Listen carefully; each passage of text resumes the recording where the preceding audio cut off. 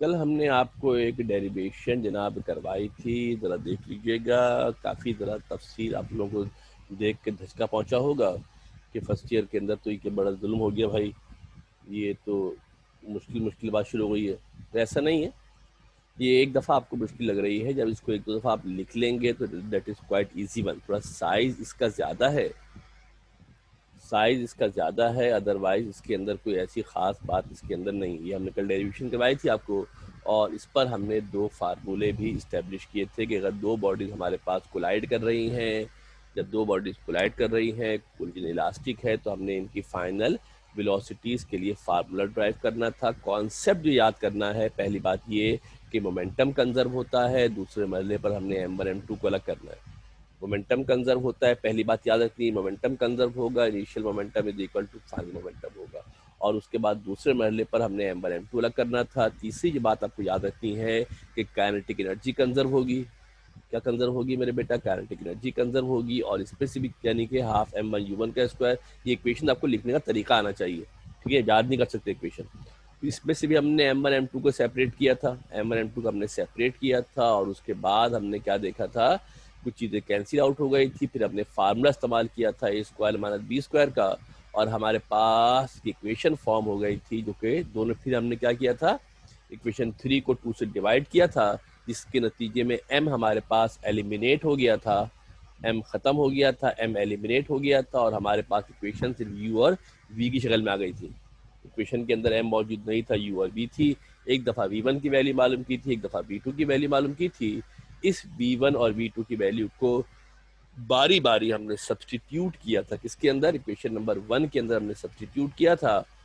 और जब देखा, सिंप्लीफाई करके जब हमने v1 को अलहदा किया था, v2 को हमने अलहदा किया था, और हमारे पास ये फाइनल फार्मूले इस्टेब्लिश हो गए थे, किसके मेरे बेटा, v1 के और v2 के फार्मूले हमने इस्टेब्लिश कर लिए थे। ठीक है भाई, ये हमारे पास जनाब सिचुएशन थी। मैं फिर कह रहा हूँ, कल भी कहा था, आज फिर कह रहा हूँ मेरे बेटा कि इसको आपने लिखना है, एक दफ़ा, दो दफ़ा, तीन दफ़ा, चार दफ़ा, जितनी दफ़ा इसको आप लिखेंगे इतना आपके लिए फ़ायदेमंद है, इतना आपके लिए सूदमंद रहेगा, आपको आसानी रहेगी। इंपॉर्टेंट सवाल है, ध्यान से ज़रा देख लीजिएगा इसको। नाउ अब आज हम क्या करेंगे मेरे बेटा, जो हमने फार्मूले इस्टेब्लिश किए हैं, कौन से फार्मूले इस्टेब्लिश किए हैं, दो फार्मूले हमारे पास मौजूद हैं। इन फार्मूलों के ऊपर हमारे पास कुछ केसेस हैं।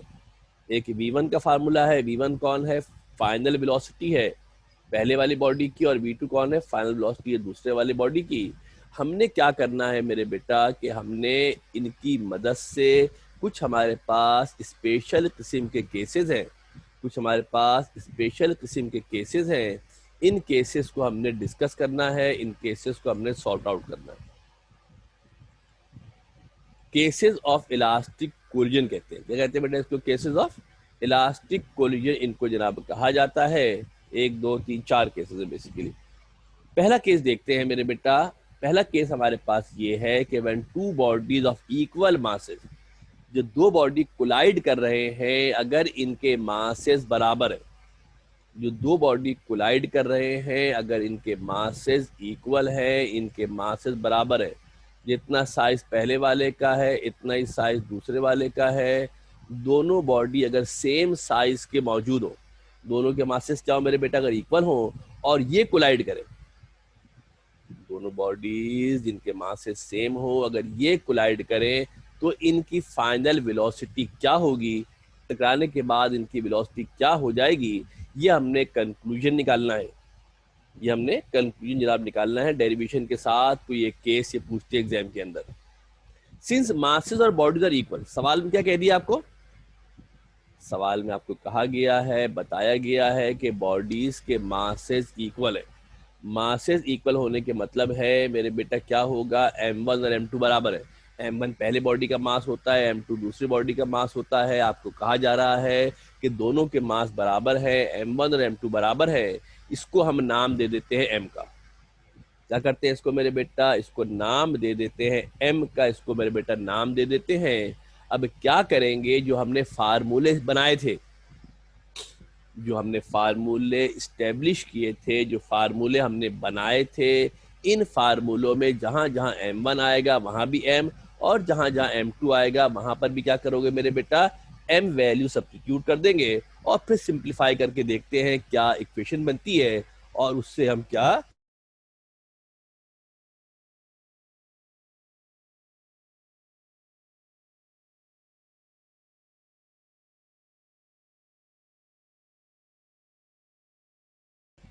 और उससे हम क्या कंक्लूजन निकाल सकते हैं। फार्मूले के अंदर क्या करोगे मेरे बेटा, m1 और m2, जहां जहां m1 है वहां पर भी m और जहां जहां m2 है वहां पर भी क्या करोगे मेरे बेटा, m सब्स्टिट्यूट कर देंगे और फिर ये देखेंगे कि हमारे पास सिनारियो इक्वेशन क्या बनती है। कुछ भी नहीं करना, जहां जहां m1 है वहां भी m रख देंगे, जहां जहां m2 है वहां पर भी क्या करोगे मेरे बेटा, m रख दोगे और फिर देखते हैं कि हमारे पास क्या सूरत हाल बनती है। ये हमारे पास मेरे बेटा, जैसे कि आप जानते हैं कि ये हमारे पास फार्मूला मौजूद है किसका, V1 का। फार्मूला आपको याद होना चाहिए, फार्मूला बड़ा आसान है, फार्मूला हमारे पास आसान है। आप देख लो गौर से, फार्मूले में सबके नीचे m1 प्लस m2 है, सबके नीचे m1 प्लस m2 है। पहले वाले हिस्से में u1 आता है, दूसरे वाले हिस्से में u2 आता है। पहले वाले पार्ट में u1 आता है, दूसरे वाले पार्ट में u2 आता है। अब सिर्फ फर्क जो आता है ना, फर्क ऊपर वाले हिस्से में आता है। ये V1 का हमारे पास फार्मूला था। हम केसेस कर रहे हैं। पहला केस गिवन है कि मासेस इक्वल है, जहां जहां M1 है, जहां जहां M2 है, उसके अंदर वैल्यू पुट कर देंगे। सुनना गौर से बेटा, जहां M1 था वहां भी M लिखा, जहां M2 था पूरा फार्मूला वैसे कॉपी किया है, बस जहां जहां पूरा फार्मूला वैसे ही कॉपी किया है मेरे बेटा। जहां जहां M1 है वहां भी M, जहां जहां M2 है वहां पर भी क्या करेंगे मेरे बेटा, M पुट कर देंगे। अब क्या होगा, अब मेरे बेटा हम क्या देखते हैं, जब हम ये वैल्यू सब्स्टिट्यूट करते हैं, जब ये वैल्यू पुट करते हैं, तो पहले वाले पार्ट में क्या देखते हो कि m से m कैंसिल हो गया, माइनस का m प्लस का m क्या होगा, माइनस का m प्लस का m मेरे बेटा कैंसिल आउट हो जाएगा। जब कैंसिल होगा तो जीरो बच जाएगा, प्लस माइनस का कैंसिल होता है तो जीरो बचता है। यहाँ पर मेरे बेटा नीचे जब m और m को ऐड करेंगे तो 2m हो जाएगा। जब कोई चीज़ जीरो से मल्टीप्लाई होती है, जब कोई चीज़ जीरो से मल्टीप्लाई हो जाए मेरे बेटा, तो आप जानते हो कि उस पूरे की वैल्यू क्या होती है। जब कोई चीज़ जीरो से मल्टीप्लाई होगी तो उस पूरे की वैल्यू क्या हो जाएगी, आपके पास जीरो हो जाएगी। ऐसी होता है ना भाई, जब कोई चीज़ जीरो से मल्टीप्लाई होगी तो उस पूरे की वैल्यू जीरो हो जाएगी। और मेरे बेटा अगर दूसरे वाले हिस्से पे देखो तो 2m ऊपर है, 2m नीचे है, 2m से 2m हमारे पास कैंसिल हो जाएगा। और हम क्या देखते हैं कि v1 की वैल्यू किसके बराबर हो जाएगी, यहाँ पर जीरो आ गया, यहाँ u2 हो गया, या v1 बराबर हो जाएगा u2 के। u2 कौन था, u2 होता है पहले वाले दूसरे वाले की इनिशियल वेलोसिटी। v1 कौन होता है, पहले वाले की फाइनल वेलोसिटी। याद रखना, u1 पहले वाले की इनिशियल है, u2 दूसरे वाले की इनिशियल है। v1 पहले वाले की फाइनल है, v2 दूसरे वाले की फाइनल है। तो क्या देख रहे हैं यहाँ से कि पहले वाले की जो फाइनल थी वो दूसरे वाले की इनिशियल के बराबर हो गई है। इसी तरीके से हम क्या करते हैं मेरे बेटा, दूसरे वाले की वेलोसिटी को मालूम करने की कोशिश करते हैं। इसी तरीके से क्या करते हैं मेरे बेटा, हम दूसरे वाले की जब वेलोसिटी को मालूम करने जाएंगे तो उसके लिए फार्मूला हमारे पास क्या है मेरे बच्चा, जो दूसरा वाला फार्मूला हमारे पास होता है v2 का फार्मूला हमारे पास होता है 2m1 plus m2 minus m1u1।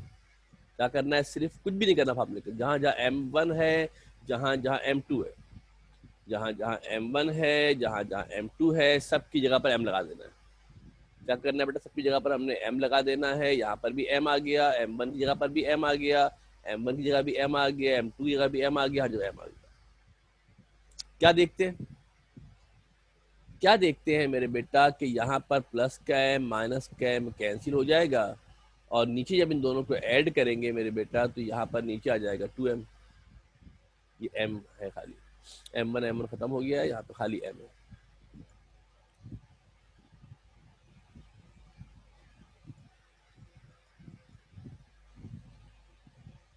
सिर्फ m की बात कर रहे हैं, m1 m2 नहीं। ऊपर भी 2m नीचे भी 2m, क्या होगा, जब ऊपर भी 2m होगा नीचे भी 2m होगा मेरे बेटा, तो 2m से 2m हमारे पास क्या होगा, कैंसिल हो जाएगा। और यहाँ मेरे बेटा जब कोई चीज़ जीरो से मल्टीप्लाई होती है तो आप जानते हैं, जब कोई चीज़ जीरो से मल्टीप्लाई होती है तो हम जानते हैं कि उस पूरे का आंसर क्या हो जाता है, जीरो हो जाता है। जब कोई चीज़ जीरो से मल्टीप्लाई होगी तो उस पूरे का आंसर जीरो हो जाएगा। सिंप्लीफाई करो, क्या बचा, v2 is equal to u1 plus zero, या v2 इज इक्वल टू क्या हो गया, u1 हो गया। u1 कौन था, u1 होता है पहले वाले की इनिशियल, u1 होता है पहले वाले की इनिशियल, v2 होता है दूसरे वाले की फाइनल।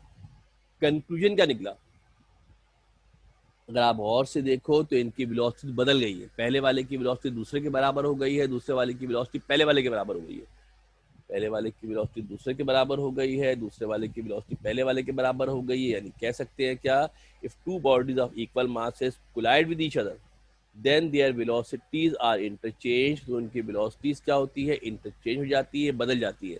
पहले वाले की वेलोसिटी दूसरे वाले के बराबर हो जाएगी, दूसरे वाले की वेलोसिटी पहले वाले के बराबर हो जाएगी। ठीक है जनाब, ये इस तरीके से जो आपने लास्ट डेरिवेशन की थी उसके साथ ही ये पार्ट अक्सर एग्जाम के अंदर पूछ लेते हैं। ठीक है जनाब, ये पहला केस हो गया। इनफैक्ट हमारे पास कितने केस है मेरे बेटा, we have in fact 4 cases, 4 cases होंगे। दूसरा केस देखते हैं। दूसरे केस में कह रहे हैं, समझ देखिए, गौर से देखिएगा, दूसरे केस में कह रहे हैं two bodies of equal masses collide with each other such that second body is at rest.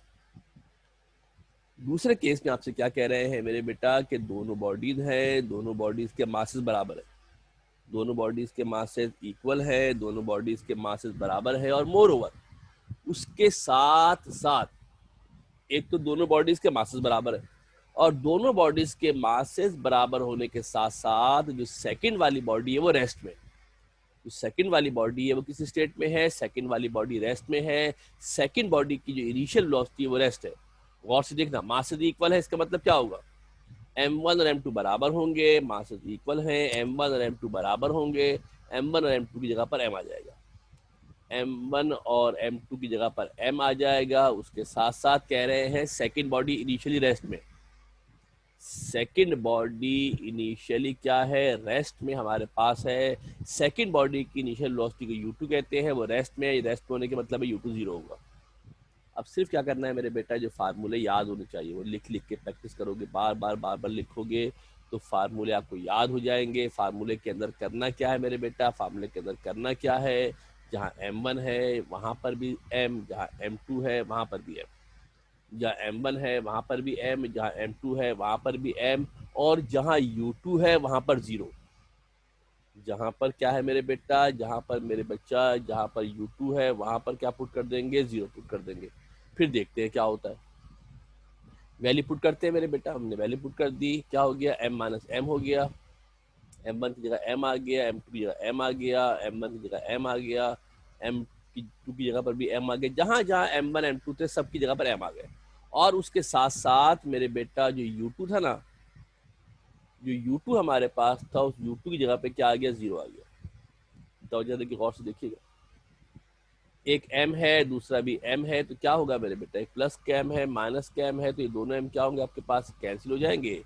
जब दोनों कैंसिल होते हैं तो उसका आंसर जीरो हो जाता है। यहाँ पर चूंकि जीरो आ गया था, जब कोई चीज जीरो से मल्टीप्लाई होगी, जब कोई चीज जीरो से मल्टीप्लाई होती है तो दैट ऑल बिकम जीरो। जब कोई चीज जीरो से मल्टीप्लाई हो जाएगी तो वो सारी के सारी क्या होगी मेरे बेटा, जीरो से मल्टीप्लाई होगी, तो सब के सब वैल्यू वो होती है वो जीरो हो जाती है। यहाँ पर भी जीरो आ गया। जब यहाँ पर भी हमारे पास जीरो आ गया है तो क्या देखोगे मेरे बेटा, ये भी जीरो हो गया। तो कुल आंसर क्या आ जाएगा, जो टोटल आंसर है वो जीरो हो जाएगा। यानी कि जो पहले वाली बॉडी थी, जो पहले मूव कर रही थी, जब वो टकराएगी दूसरी बॉडी से, खुद रेस्ट में आ जाएगी। खुद क्या होगी, रेस्ट में आ जाएगी। पहले मूव कर रही थी, उसकी वेलोसिटी u1 थी, दूसरी वाली रुकी हुई थी, टकराने के नतीजे में पहले वाली बॉडी रेस्ट में आ जाएगी। अब दूसरे वाले की मालूम करते हैं, दूसरे वाले की वेलोसिटी क्या होगी। बिल्कुल सेम तरीका है, बिल्कुल सेम सिनारियो है। हमने m1 m2 u2 की जगह पर वैल्यू पुट कर देनी है। हर जगह जहाँ भी m1 था, जहाँ भी m2 था, m आ जाएगा, जहाँ पर u2 था वहाँ पर जीरो आ जाएगा। यहाँ पर जब जीरो से मल्टीप्लाई होगा तो सारी की सारी वैल्यू हमारे पास क्या हो जाएगी, जीरो हो जाएगी। आगे आगे पीछे काम करने की जरूरत ही नहीं है। जब जीरो आ गया तो it means everything become zero. ऊपर 2m है, नीचे 2m है, क्या हो जाएगा मेरे बेटा, 2m अपॉन 2m है। 2m से 2m क्या करोगे चंदा, 2m ऊपर है 2m नीचे है, 2m से 2m कैंसिल हो जाएगा, ऊपर नीचे कैंसिल होता है, 1 बचता है, ख्याल जीरो नहीं होता, कैंसिल हो जाएगा, v1 u1 हो जाएगा। v2 इज इक्वल टू बराबर हो गया u1 के। कंक्लूजन क्या निकला, कंक्लूजन ये निकला कि अगर इक्वल मासेस की दो बॉडीज हैं और वो टकरा रही जाए, सेकंड बॉडी रेस्ट में हो, सेकंड बॉडी रेस्ट में हो, तो जो बॉडी मूव कर रही थी वो खुद रेस्ट में आ जाएगी। जो बॉडी मूव कर रही थी वो खुद क्या होगी, रेस्ट में आ जाएगी, और जो रेस्ट में थी वो क्या करेगी, खुद मूव करना शुरू कर देगी। कैरम बोर्ड कभी खेला और स्ट्राइकर कभी मारते हैं तो स्ट्राइकर रुक जाता है, जो आगे गोटी होती है वो खुद मूव करना शुरू कर देती है। ये आपका सेकंड केस हो गया कि अगर इक्वल मासेस की बॉडी हो और दूसरी रेस्ट में हो तो नतीजे में क्या होगा, जो मूव कर रही थी वो रेस्ट में आ जाएगी, और जो रेस्ट में थी वो मूव करना हमारे पास शुरू कर देगी। तीसरा बड़ा इंटरेस्टिंग केस है, if a very massive body collide with a light body which is at rest। अब सुनना गौर से, एक मैसिव बॉडी, मैसिव का मतलब क्या है, बहुत बड़ी ढेर सारी बॉडी हमारे पास है। एक मैसिव बॉडी हमारे पास मौजूद है, इसकी वेलोसिटी गिवन है u1 है। एक मैसिव बॉडी हमारे पास मौजूद है और जनाब एक दूसरी बॉडी मौजूद है जिसका मास बहुत छोटा सा है। समझ रही बात, एक बॉडी का मास बहुत ज्यादा है, दूसरी बॉडी का मास बहुत छोटा है। ट्रक पे जा रहे हैं, साइकिल वाले को टक्कर दे मारे, ऐसी मिसाल है।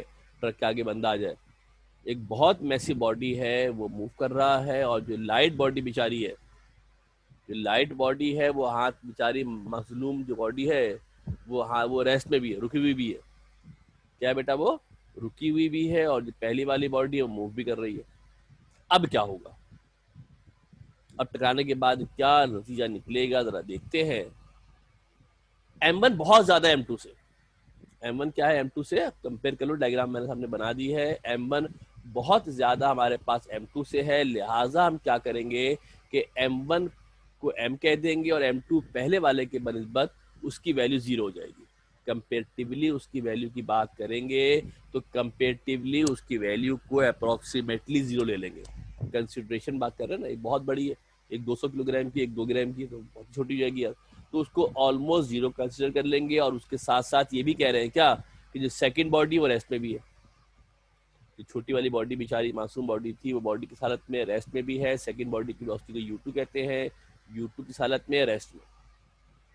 अब करना क्या है मेरे बेटा, फार्मूले के अंदर जहां जहां M1 है वहां M रख देना, जहां जहां फार्मूले में M1 है मेरे बेटा, जहां जहां फार्मूले में M1 है वहां पर M रख देंगे, जहां जहां M1 है वहां पर M रख देंगे, और जहां पर M2 वहां रख देंगे जीरो। जहाँ M2 है वहां रख देंगे जीरो, और इसी तरीके से जहाँ U2 है वहां रख देंगे जीरो। फार्मूला आप जानते हैं, फार्मूला हमारे पास मौजूद है। क्या है मेरे बेटा फार्मूला हमारे पास, V1 बराबर होता है किसके, फार्मूला हमारे पास मौजूद है। इस फार्मूले के अंदर जस्ट वैल्यू सब्स्टिट्यूट करनी है, कुछ भी नहीं करना। M1 की जगह पर M रख दिया, M-0, M2 की जगह पर जीरो आ गया, M1 की जगह पर M आ गया है, गौर से तवज्जो दे के ध्यान से देख लो।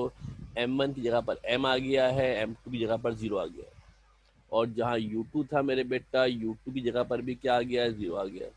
देख लो, जहाँ M1 था वहाँ M आ गया है, जहाँ M2 था वहाँ जीरो आ गया है, जहाँ U2 था वहाँ पे जीरो आ गया है।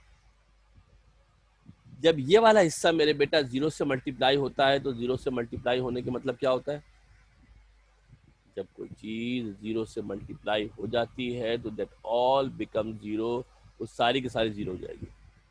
तो सारी की सारी क्या होगी मेरे बेटा, जीरो हमारे पास हो जाएगी। यहाँ देखोगे मेरे बेटा ऊपर भी M नीचे भी M, ऊपर भी M नीचे भी M, जीरो प्लस माइनस करते हैं तो वो तो वैल्यू वही रहती है। ये पूरा जीरो हो गया, M से M कैंसिल आउट हो जाएगा, ऊपर भी M है नीचे भी M है, M से M मेरे बेटा कैंसिल आउट कर देते हैं। जब कैंसिल आउट कर देंगे तो V1 की वैल्यू हमारे पास किसके बराबर हो जाएगी, U1 के बराबर हो जाएगी। यानी क्या देखा, U1 इनिशियल वेलोसिटी थी, V1 फाइनल वेलोसिटी थी, उसकी वेलोसिटी पे कोई फर्क नहीं पड़ा।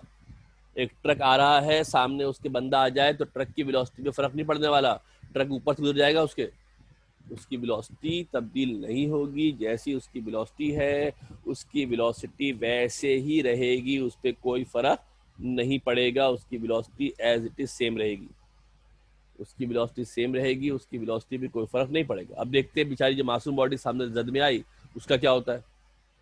सिमिलरली मेरे बेटा जो V2 का हमारे पास फार्मूला होता है, जो V2 का हमारे पास मेरे बेटा फार्मूला हमारे पास होता है,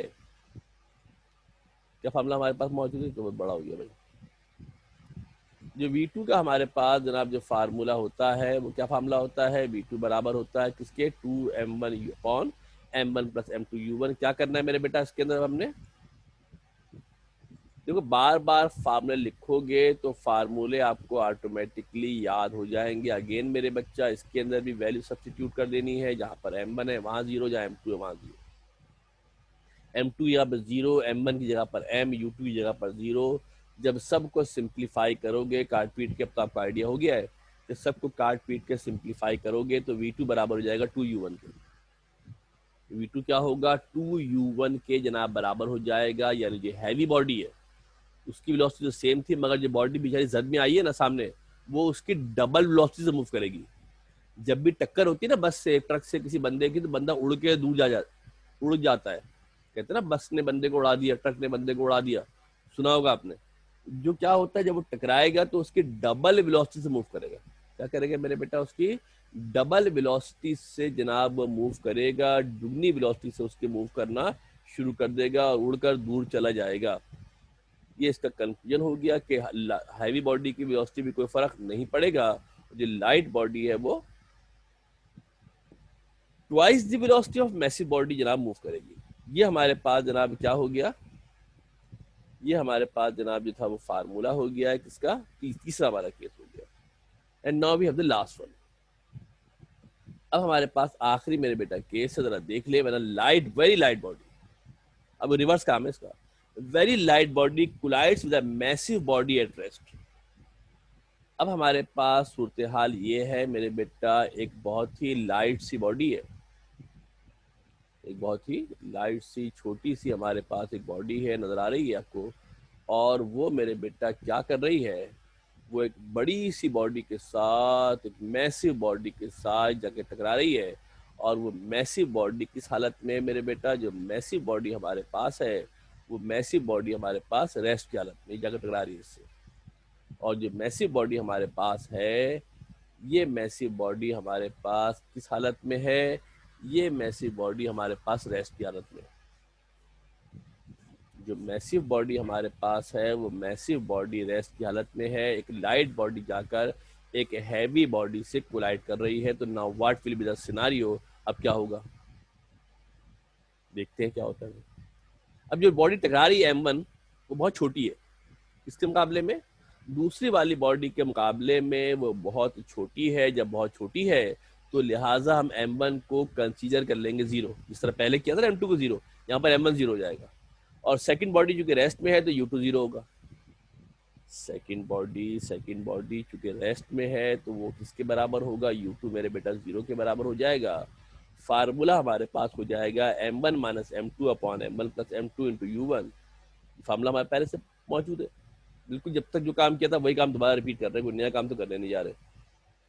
अब क्या करोगे, जहां M1 है वहां पर 0, जहां M2 है वहां पर M, जहां U2 है वहां 0 पुट कर देते हैं। जब वैल्यू सब्स्टिट्यूट करेंगे तो V1 बराबर हो जाएगा माइनस U1 के। V1 फाइनल वेलोसिटी थी, U1 इनिशियल वेलोसिटी, दोनों बराबर है, दोनों वेलोसिटी बराबर है, मगर माइनस साइन आ गया बीच में। क्या आ गया मेरे बेटा, माइनस साइन आ गया। ये माइनस साइन ये बता रहा है, क्या बता रहा है, माइनस साइन के मतलब होता है कि इसकी डायरेक्शन रिवर्स हो जाएगी, इसकी डायरेक्शन अपोजिट हो जाएगी, इसकी डायरेक्शन रिवर्स हो जाएगी। यानी जब कोई लाइट बॉडी किसी हैवी बॉडी से टकराती है तो वो रिबाउंड करती है। क्या करती है मेरे बेटा, रिबाउंड करती है, टकरा कर वापिस आ जाती है उसी वेलोसिटी से। इसकी मिसाल ऐसे है, घर में कोई छोटा भाई हो, उसकी छोटी सी बॉल ले, उसको दीवार पे दे मारे। जब बॉल को दीवार पे दे मारेंगे मेरे बेटा तो बॉल दीवार से टकरा कर वापिस आएगी। इस वापिस आने के अमल को कहते हैं रिबाउंड करेगी। क्या करेगी मेरे बेटा, रिबाउंड जनाब करेगी। जब भी टकराएगी, टकराने के बाद मेरे बेटा क्या करेगी, गौर से आप देख लो, डायग्राम में समझा देते हैं। जिस वेलोसिटी से जाएगी मेरे बेटा उसी वेलोसिटी से क्या करेगी, ये वापस आ जाएगी। जिस वेलोसिटी से टकराएगी उसी वेलोसिटी से क्या करेगी बेटा, ये वापस हमारे पास आ जाएगी। माइनस साइन का मतलब होता है कि इसकी डायरेक्शन तब्दील हो गई है। अब देखते हैं फाइनल वेलोसिटी क्या होती है। अब देखते हैं दूसरी वाली बॉडी में क्या होता है। अब जनाब देखते हैं कि जो दूसरी वाली बॉडी है, दूसरी वाली बॉडी के साथ क्या होता है। जब दूसरी वाली बॉडी को हम देखते हैं मेरे बेटा, जब दूसरी वाली बॉडी को हम देखते हैं तो दूसरी वाली बॉडी में हमें क्या नजर आ रहा है, फार्मूला क्या होता है V2 का, इसी फार्मूले के अंदर अगेन जहाँ M1 है वहां 0, जहाँ M2 है वहां 0 पुट कर देंगे तो U2 का आंसर 0 आ जाएगा। U2 का V2 का आंसर क्या आ जाएगा, 0 आ जाएगा। यानी जो हैवी बॉडी पहले रेस्ट में थी वो बाद में भी रेस्ट में रहेगी। जो हैवी बॉडी पहले रेस्ट में थी वो बॉडी बाद में भी क्या होगी, रेस्ट में ही रहेगी। उसकी वेलोसिटी तब्दील नहीं होगी। पहले भी रेस्ट में थी और बाद में भी क्या होगी मेरे बेटा, वो रेस्ट में ही रहेगी। उसकी वेलोसिटी में तब्दीली नहीं होगी। कंक्लूजन क्या निकला मेरे बेटा, गौर से देख लो, कंक्लूजन क्या निकल गया मेरे बेटा, द लाइट बॉडी रिबाउंड। क्या करेगी लाइट बॉडी बेटा, आपके पास रिबाउंड करेगी। It mean that massy body remains at rest. जो मैसी बॉडी है वो क्या करेगी बेटा, रिमेन्स एट रेस्ट रहेगी। वो जो रेस्ट में थी वो रेस्ट में ही रहेगी। और मेरे बेटा जो लाइट बॉडी थी, कौन थी मेरे बेटा, जो लाइट बॉडी थी वो रिबाउंड करेगी। रिबाउंड करने के मतलब क्या है, सेम वेलोसिटी से वापस आ जाएगी। क्या होगी, सेम वेलोसिटी से वापस आ जाएगी। ये हमारे 4 केस हो गए।